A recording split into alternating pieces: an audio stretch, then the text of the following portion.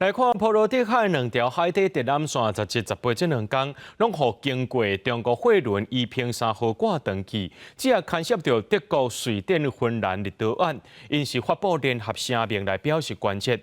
瑞典总理克里斯特森日来表示，希望一平3号会当去到瑞典海峡协助调查。 中国货轮一平3号这座航程是为罗西亚奥斯陆加港载运肥料去埃及的塞德港。奥斯陆加港是北欧波罗的海上大的综合性港口，也是罗西亚第2大港。瑞典、芬兰加入北约了后，波罗的海就互人叫做北约之湖，因为4号链长拢是北约的成员国。为卫星甲高航记录资料来看，长度225公尺、宽度32公尺的一平3号驶入波罗的海，升至17切断连接瑞典甲立陶宛的电缆，拖定航行160公里，较无24点钟内佫切断一条连接德国甲芬兰的电缆，尾仔佫细弯路航行。起定了后，佫正常的速度伫航行，互丹麦海军巡舰拿查了后，伫瑞典甲丹麦中央的克德加海峡落定等待调查。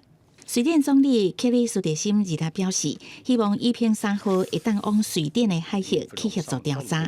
不过，伊嘛强调，伊毋是伫提出指控。Vi vill bringa klarhet i vad som har hänt. Regeringen bedriver inga brottsutredningar och vi kastar inga anklagelser omkring oss. Och det har vi varit noga med också. Men vi vill absolut bringa klarhet i vad som har hänt. Det här är andra gången på relativt kort tid som det sker allvarliga kabelbrott. Brott i den fysiska bemärkelsen.